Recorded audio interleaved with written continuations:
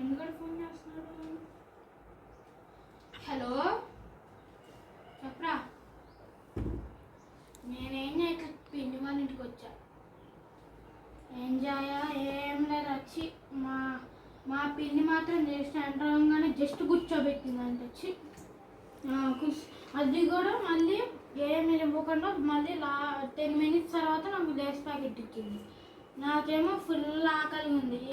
అందరు పట్టించుకోవట్లేదు, అందరు ముచ్చట్లు పెట్టుకున్నారు. అసలు వచ్చి నేను ఇంకా పట్టించుకునిద్దేమో అనుకున్నా, ఏం పట్టించుకోవట్లేదు. వచ్చి నాకేమో ఫుల్ ఆకలి ఉంది, వాళ్ళేమో ముచ్చట్లు పెట్టుకుంటా ఉన్నారు.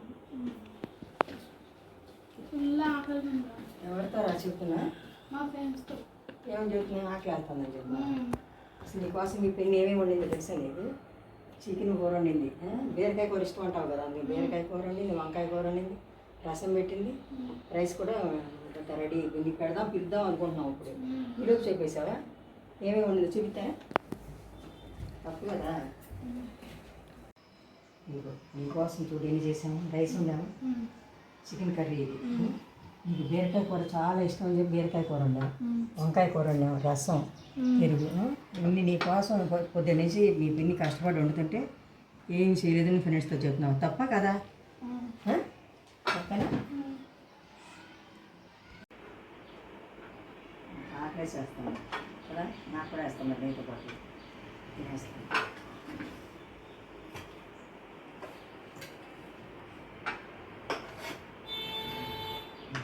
చాలు.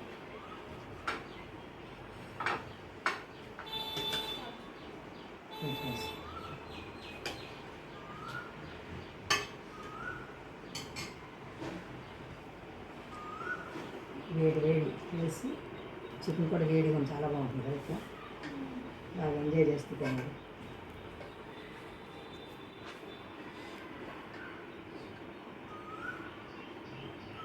హడావుడి చేసావు.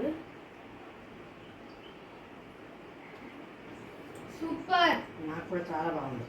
చాలా బాగుంది. హడావుడి చేసావు. అన్ని కూడా చాలా బాగుంది. అయితే నాకు ఆకలి వేస్తుంది. తినండి అందరూ.